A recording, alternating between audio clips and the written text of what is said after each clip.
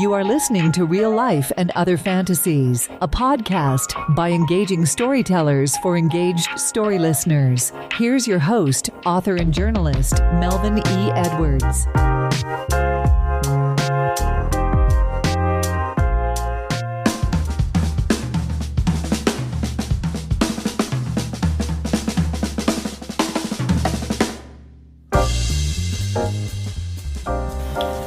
Hello, and welcome to this edition of Real Life and Other Fantasies. I'm your host, Melvin E. Edwards, and I'm joined this week by Anna Holloway. Before I introduce Hannah to you, I just want to take a moment to greet her as she joins us from Fort Valley, Georgia. How are you doing this morning, Professor Holloway? Pretty good, thank you. Glad to be here. Thank you. All right, Dr. Anna Holloway is a retired professor of English at Fort Valley State University. During her 46 years at that HBCU, she taught writing, literature, and journalism. For those of you who don't know, HBCU stands for Historically Black College and University. They were established during the height of Jim Crow to perpetuate the separate but equal ethos of the day. These colleges were set up because Black students weren't allowed to attend traditional state universities. And for reference, Fort Valley State is a part of the University of Georgia system.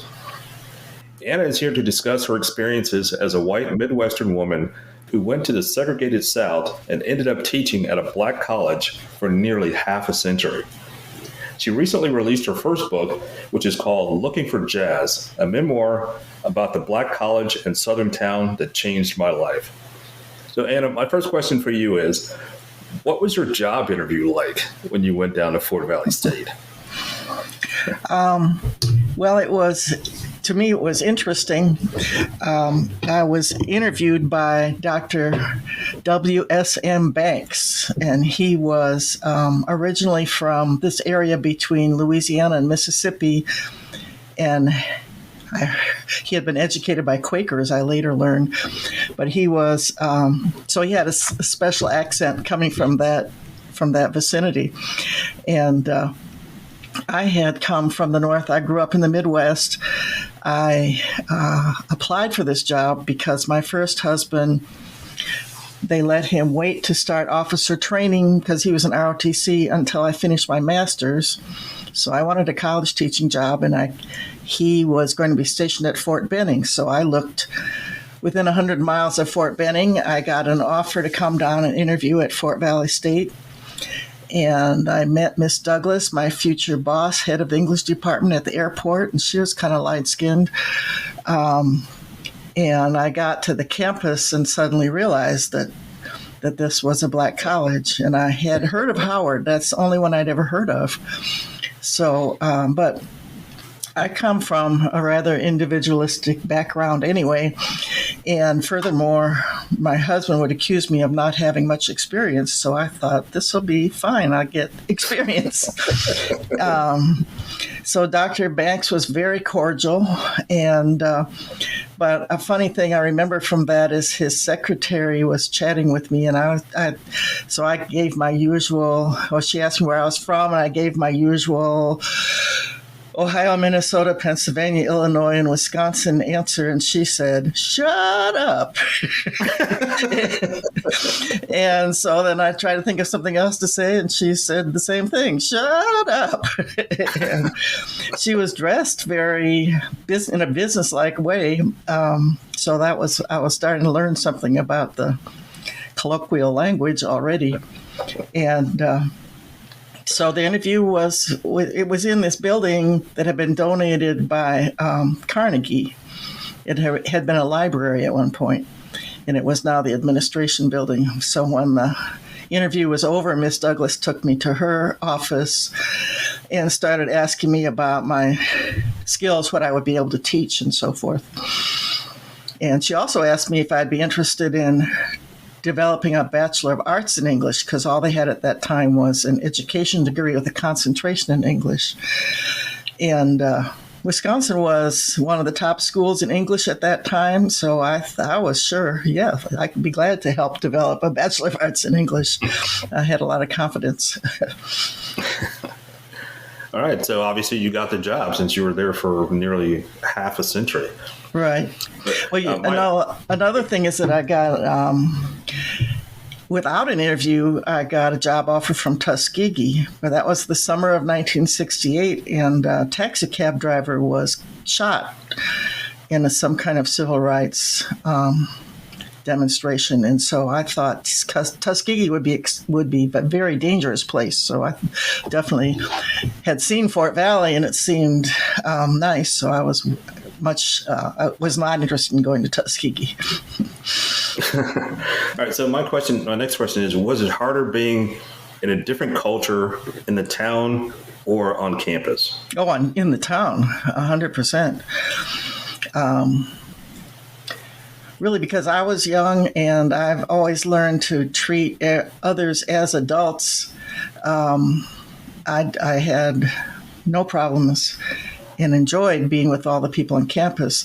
There were nice people downtown, but I remember I chose Bank of Fort Valley to bring my paychecks. When we collected our paychecks at Fort Valley State, we had to go to the post office, and the students would say, "The eagle flies tonight." But so I took my check down to the bank, and the second time I took it, I began to realize, and you know how banks are, the counter is high up, and the people are all staring at me. And I began to realize that it was not a friendly stare.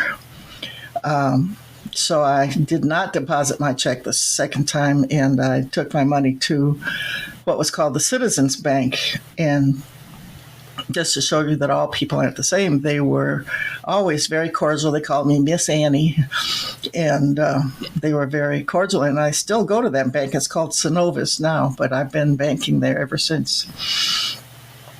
So what were the responses to you? You sort of alluded to it, but can you fill in a little more detail? Well, those at the Bank of Fort Valley just gave me cold, hard stares. I remember when we were first, we got a mobile home.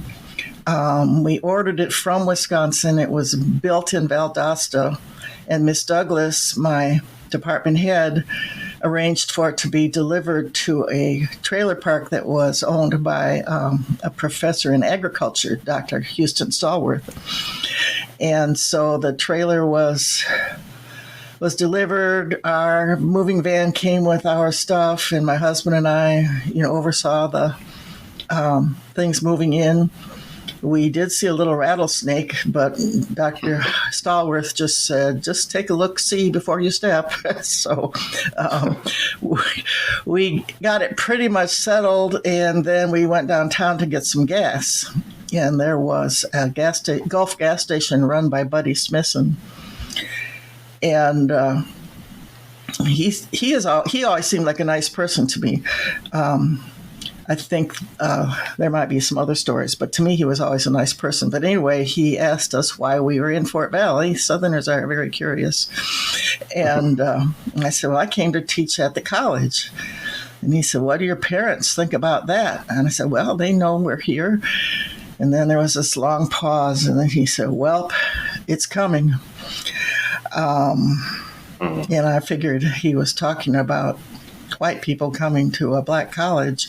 I also learned later that probably Miss Douglas helped us out to find this place because the white people downtown would not have rented to me as a white person going to that college. So luckily I was spared that kind of problem. But and one other time I remember, now, these are things happening to me personally. I've observed other things. But one time I remember going with a fellow female English teacher who had just come. Her name was Camille. And she was black. And we were both transitioning from college student wardrobes to teaching wardrobes. And so we decided to go downtown. We went in my car. And I parked the car, and I know this is not my imagination. This really happened. People came out of the doorways of the stores to look at us because it was a black female and a white female who were strangers in town walking together. And I asked Camille, did she see that? And she said, yeah, she did. and she was kind of fatalistic about it. So those were things that happened to me, but later on I learned that the library, which was next to the courthouse, they didn't just have a different entry or anything. They didn't allow anybody black to come into the library. Wow. And things were, as I was at Wisconsin, there were demonstrations. After I left, there were actually somebody was killed in a demonstration. Some demonstrations were starting on campus, and at that same time, that library burned. So the townspeople were blaming the students, and I'll never know if it was students or not. But my little brother came to visit. He's 8.5 years younger than me, and I had written to publishers and asked them, because I was thinking we're going to show them who the good people are. So I asked the publishers to donate books because the library had burned, and I put a little plate in the front of each book saying donated by Fort Valley State College, and my little brother helped me type up those plates and paste them in the front of the books.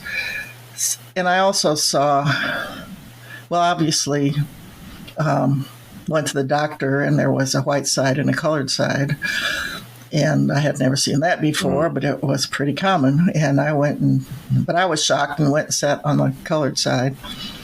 And I did see a storekeeper treat a black worker, calling him boy and stuff like that, treat him badly outside the store. And so I did see things.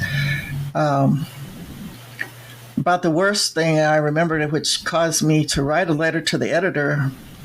Now, this wasn't my first year, but it was a couple of years later, because the book is about my first 4 years. I again went clothing shopping. I still love clothing shopping. And so I went into Parsons, which was a clothing store, and a black female college student came in and asked if they had a restroom, and they told her no. And after she left, the cashier, not the owner of the store, but the cashier said, "We has one, but no one wants to use a toilet after them." And I have this tendency to become speechless when I'm angry, so I just left. But I wrote a letter to the editor of the paper in town and one to the student newspaper. And I really don't know if the one ever got printed downtown. But while I was writing this book a couple of years ago, I was talking with what I call one of the nice white people in town, even back then, although a lot of them are nice now. And he said, yeah, the people in town remember that. They remember you wrote that letter. So I don't know if it got printed or not, but the word about it certainly was passed around. So that's how things were back then. And the other thing I didn't know, because we learned in school up north about integration and Brown versus Board of Education. And we saw all these things on TV happening in Birmingham and so forth. And so I thought that the agreement was that they would start integrating schools beginning with first grade, and every year they would integrate another grade. Well, that didn't happen in the South. And I think it happened in different years at different states. But in Georgia, it didn't happen until 1970. So I was shocked about that when I got there. I write a blog, and I do want to mention my website, by the way, which is yes, please do. AnnaHollowayWrites.com. And there are blogs on there. And if anybody subscribes, they'll get a free book list about 8 must-read books about Black people in America. But anyway, when a lady from the town read one of my blogs, she was the daughter of the man who was principal of the black high school before integration. And they made him the vice superintendent or assistant superintendent of schools after integration. And I've read stories by other people about how bad it was when black kids had to go to white schools. But she said actually Peach County, which is where Fort Valley is set, had a better situation because the county planned ahead and built a new high school for everybody. So instead of black people coming on the territory of white kids, everybody went to a new school. So it was a little better in Peach County than it was in some other places. And band director, who my sons had almost 20 years later, they hired him pretty quickly, and he was a black band director. So Peach County had a more integrated band than I think any other school.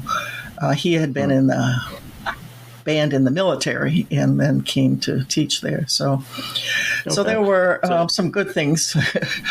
All right. So tell me what it was like for you on campus among the black faculty and the students. Again, one of the odd things was, well, when I was teaching, my favorite classes were the sophomore introduction to literature. And I enjoyed the freshman comp because they were all young and innocent. I had a little more difficulty with the senior English majors who were all women and hadn't been used to anybody like me.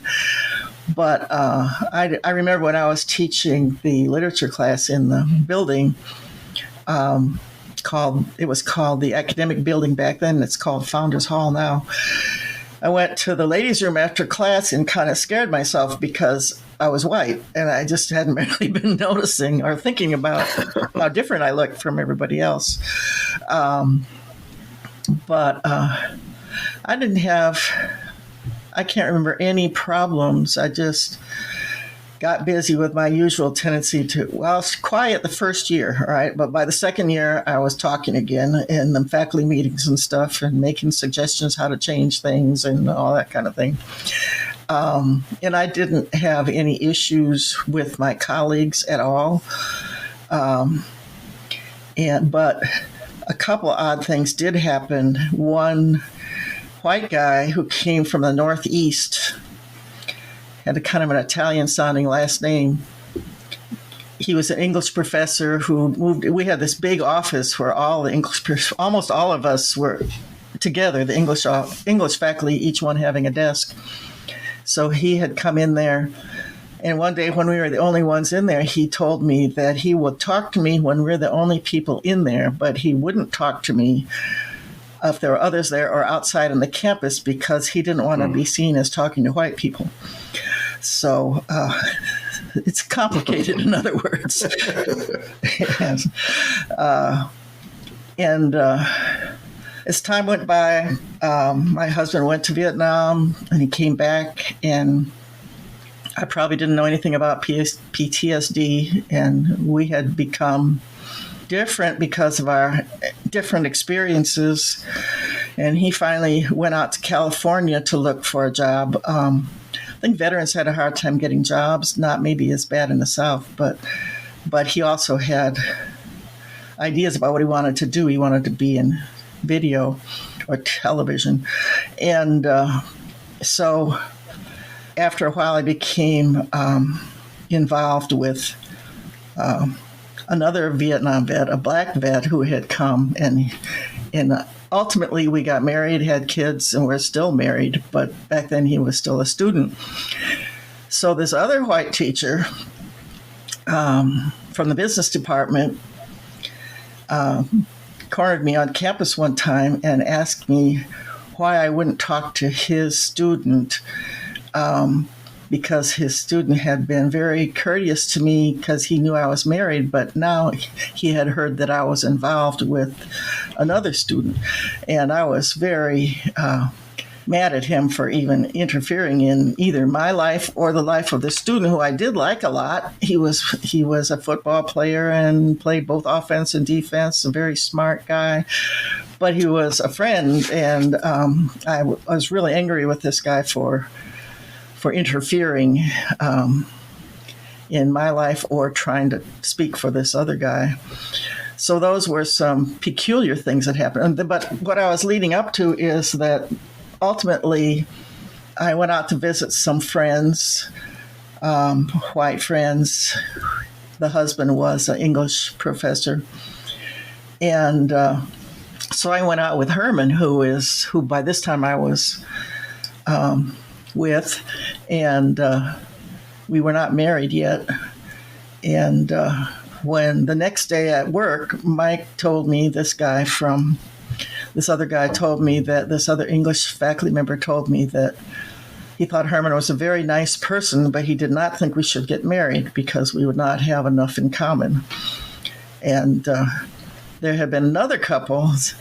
I'm kind of stream of conscious putting things together that have some similarities.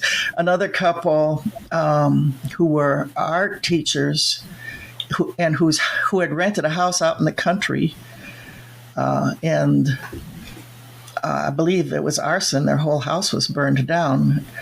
Wow. So some of us helped fix up a place for them to rent, but as they were getting ready to leave, the male in the couple, who was the one who taught at the college, she helped at the local schools, told me that they were leaving because they thought a black college ought to develop its own culture and its own way of doing things. And he didn't think that white people should work there and try to change things our way. So between those pearls of wisdom, I guess you could say, I did at least decide to be careful and not hang out solely with whites, but to try to blend in with my fellow black faculty members. Like white people did have a tendency to sit together in a cluster. And I've always tried not to do that. It's still on my mind. In fact, I made a decision recently related still on that philosophy, that we should try to be a community that includes everybody instead of hanging out in our own racial clique. So that was kind of stream of consciousness. Go ahead. At what point on campus did you notice you were different, or did you feel like you were different? One time early on. Now, one great thing about a black campus is that some really good artists, entertainers, and so forth will come down and do shows. And so I don't know who they were, I can't remember, but a troupe of female dancers and entertainers came down to our auditorium, and which was right across the hall from my office. So I went that night to sit in the audience and see the show, and they were from up north, and they were talking about honkies and white whores and things like that. And I was sitting there trying to be as inconspicuous as possible. So that sort of burned in my memory. And then the other thing, which was actually good for me, I went to a basketball game, and I'd like to tell you about how great our basketball team was at that time. But I went in one door to the gym, and our rivals, Albany State College, where all their fans were coming in the other door. And they saw me, and they started ridiculing Fort Valley State for having a honky, for having this white person at their school. But my students and some of the other students booed them and told them to stop. And that just made me feel like I was really part of things. That was actually ended up being a wonderful experience for me. That's good. So it turned out well at the end. Yeah. All right. So you mentioned your second marriage. Right. And what was it like for you being in an interracial marriage in the Deep South during that time? Well, we didn't get married until I went away to graduate school, which is right after the end of the book. I went to Kent State to get my doctorate. And we got married when we were up there because my divorce hadn't gone through until then. I can remember coming down to visit. Herman's parents lived in Fort Valley, so we came down to visit them one summer. And I remember going to the Waffle House in a nearby town, and they just simply didn't wait on us.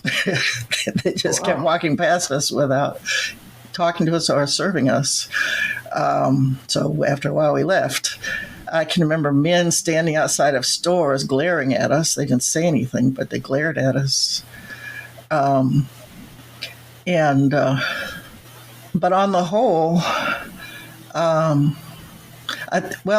Herman grew up in the black community. His parents didn't work for white people, so he really didn't have to deal with. Some kids would say things to him when he was walking home from school or something, but outside of that, he didn't have to deal very much with white people doing racial things. I just never got to know very many people in the white community in Fort Valley until my kids were getting into recreation sports and all that kind of thing. So we continued to live. We didn't live in that trailer park anymore, but we continued to live on the black side of town. In fact, I do to this day. By this time, many neighborhoods are mixed, but and there always were separate little black neighborhoods in the town. They weren't all on the other side of the tracks. But nevertheless, I definitely lived in the black community, and there still aren't any white people out here as far as I know, except for me.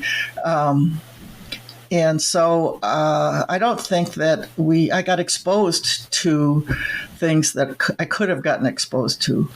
And one thing I notice now, going to the store, there are so many interracial families or people who have interracial kids.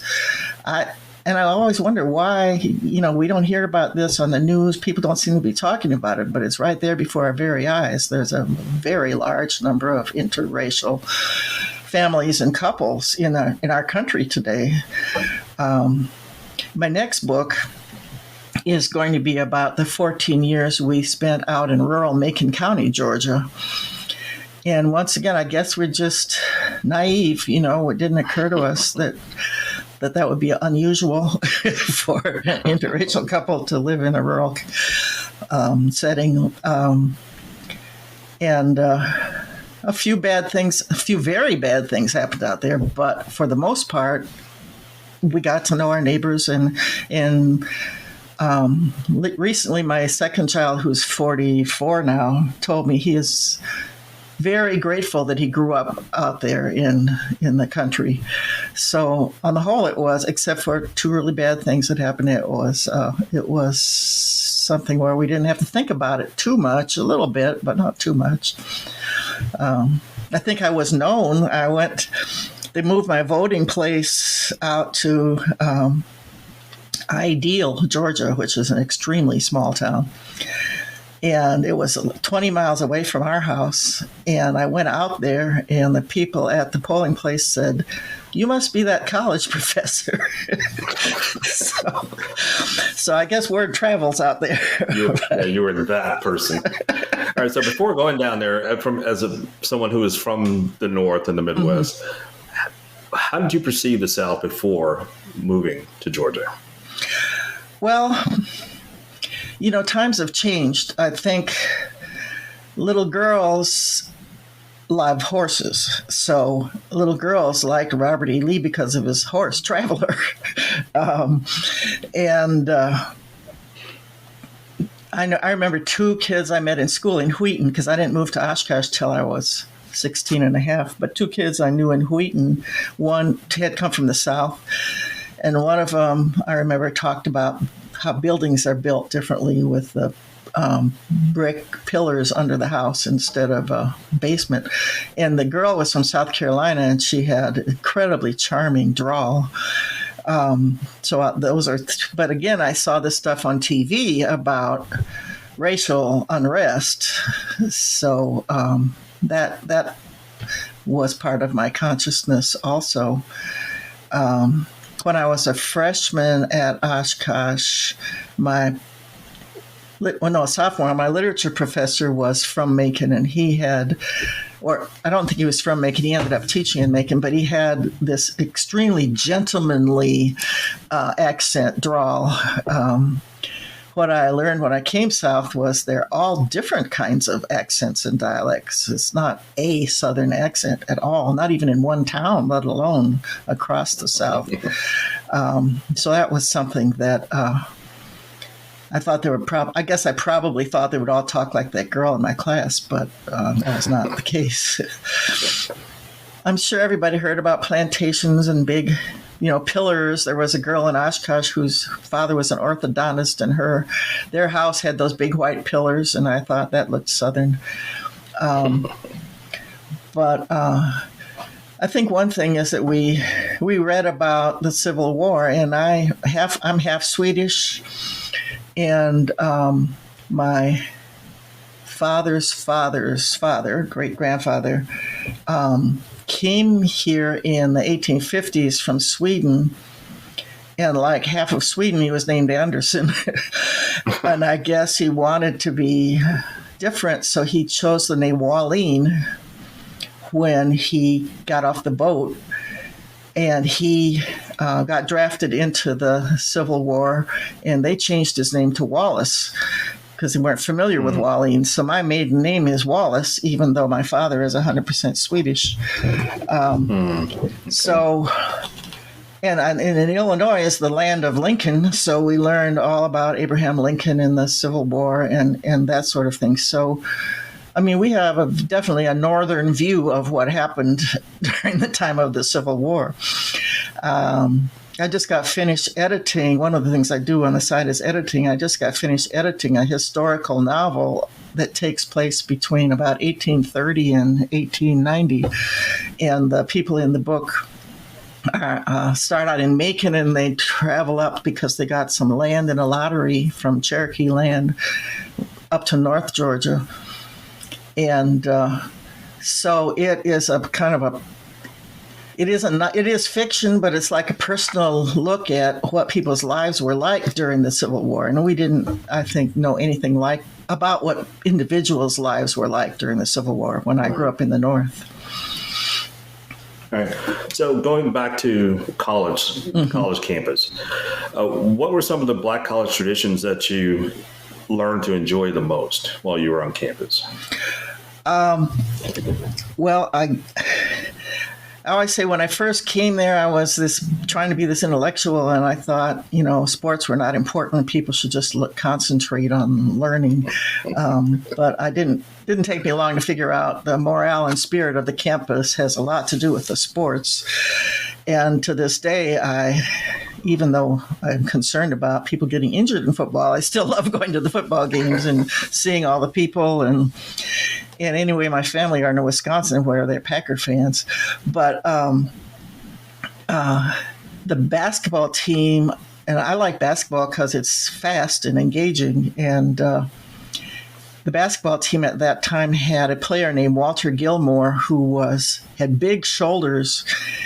And it was amazing because he would just literally scare people away from him during the game because he would just move his shoulders back and forth. And he actually did end up in a pro team for a little while. So that was kind of a preview of what basketball is going to be like in the future. I knew there were sororities and fraternities, and there were even non-Greek fraternities like the Esquires. But I was a faculty member, and I went home at night most of the time, so I had no idea all of the things that these sororities and fraternities were doing. We had a student center that was new and big, broad, shiny floor, and again, me thinking I know better than other people, I thought that was wrong, that it should be like the Rathskeller at Wisconsin, where you got these booths and people can study all day. And it looked to me like people were almost like embarrassed to walk across this floor. And I even went to the dean of students with a plan for putting in booths and things, which never materialized. I didn't know that step shows were happening and stuff like that, dances and things on that floor at night, because I went home at night. And so, and I always, well, one thing I liked was that my students in literature class didn't think they were going to like it, and they did. And so that's not so much a tradition, but it was a wonderful experience. And that department head I had, she came to Fort Valley State the year I was born, 1945, but she also had gone to the University of Chicago And so her books and her methods of teaching taught me a lot. And so I don't know if it's this, I doubt if it's the same anymore. It already was changing by the time I retired.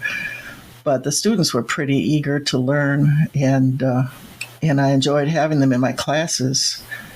And at that time, the male students, particularly, dressed very carefully. I don't know if you're probably too young to remember double knit sweaters that have kind of like a belt around the waist. Yes, and they all took their I've seen jeans. those. Yeah, they all took their jeans to be pressed at the laundry, which we definitely did not do up north. But pretty soon, things like jumpsuits and big hats that they called skies and boots and started coming into fashion. So I don't think that's a tradition, but it was certainly part of Black culture to dress in those ways. Did you ever dress like that? No. Coming from Wisconsin, I already had gotten interested in bell bottoms because Wisconsin was pretty progressive at the time I was there. So I tried to dress up more than I would have up north, but I don't think and I started wearing miniskirts, and when you're teaching in a miniskirt, you have to be extremely careful when you ride on the board. You have to squat down, not bend over. And, so I did change the miniskirts, which was the fashion, but I didn't want to try to emulate Black fashion. That didn't really seem appropriate. Okay. All right. So I just have a couple more questions. Mm-hmm. This one is sort of a complicated one. What was it like to experience small town Southern racism in the late 60s? And how would you compare that to what you see today in that same town? Well, it made me angry. Like walking, and I heard bad things like how a hospital didn't treat a Black baby the same, or how there was an accident with Black people in it and the ambulance didn't get there in time. I heard really bad things. And out in the country, not in the town, but out in the country, as I said, and probably in part of the town, the living quarters were not up to standard at all at that time.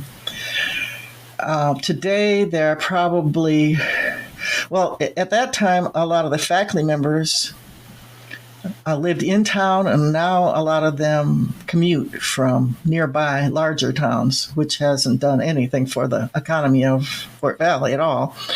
And so that means that there's a higher percentage of African Americans in the town. And so we have had, for quite a while, we've had several different Black mayors, got more Black people on county commission and city council. Right now, the chief of police is Black. But there's still suspicion. One thing very remarkable to me is that Fort Valley State was started by a group of Black and white men, but then it was it was Fort Valley High and Industrial School. It was a Black college, had Black presidents and so forth. And then it was being financed by an Episcopal group in the north and owned by that group and the Georgia Diocese of Atlanta and the Atlanta Diocese. But finally in 1939, they agreed to sell it to the University System of Georgia. But one of the qualifications was that there should be a church. And so they built the church that I go to, St. Luke's Episcopal Church. So when I came to Fort Valley, and I was raised Lutheran, although I was practically like a deist by the time I got finished with my English major, but I was raised Lutheran, believed in tradition. and there were hardly any Lutheran churches. And this black college was across the street, and my mentor and department head, Miss Douglas, went to it, put a hanky on top of her head since they were supposed to wear hats if they were women. And so, but come to find out, there is a white Episcopal church in town also. And so over the years, we stayed very separate, and that seemed troubling to me. Maybe in the last 15 years or 20, maybe, but 15, I think we have started doing more things together, like having Lenten activities together. We're getting to the point, because all these people have moved out of Fort Valley where they are, and our kids don't stay, they go get jobs elsewhere. So the town is getting smaller, and the churches, I think that's happening all over the country, are having fewer people in the congregation and older. And so we're doing more and more together. But there's a huge reluctance to actually combine. And it's not just on the white side.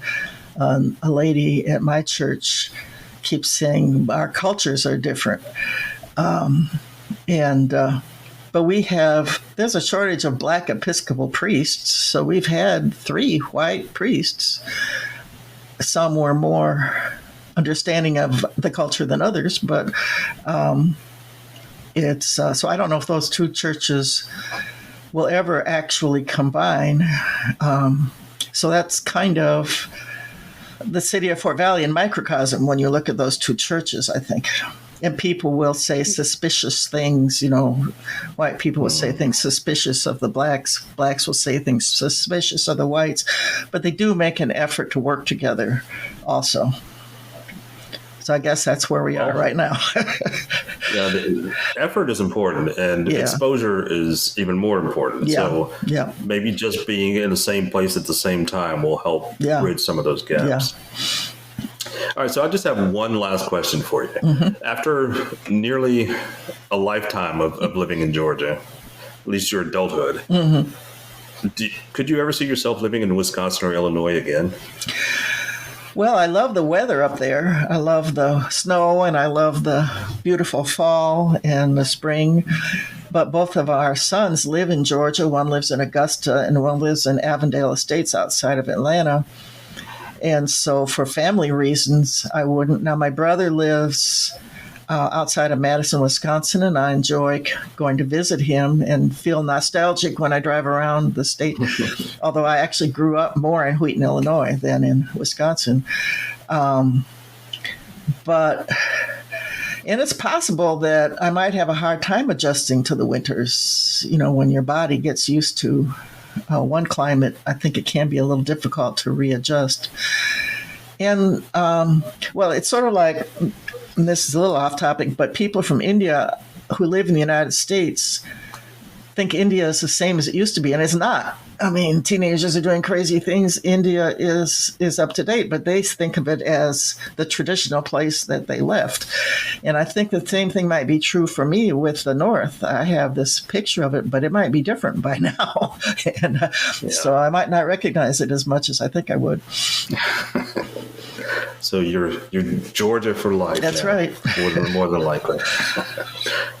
All right, so our guest today has been Anna Holloway. She's the author of Looking for Jazz, a memoir about the black college in Southern town that changed my life. And I encourage you to pick up a copy of that book today. So, Anna, thank you for joining us and sharing your fascinating and interesting life story with us. Thank you, and be sure to check out my website, AnnaHollowayWrites.com. Yes, and I will put a link to that website along with a link for the book. Thank you. In the show notes that when the episode is published. All right, thank you very much. So again, thank you for joining us. So that's it for today's edition of Real Life and Other Fantasies. Join us again next time for another great storytelling journey.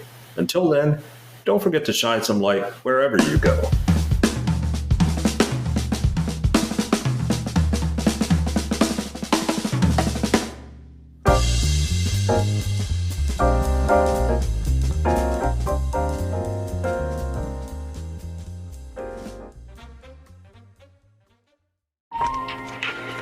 That was another edition of Real Life and Other Fantasies with your host, Melvin E. Edwards. Join us again next time for more stories about more things than you can imagine. Some of those true stories may even be about real life. See you next time.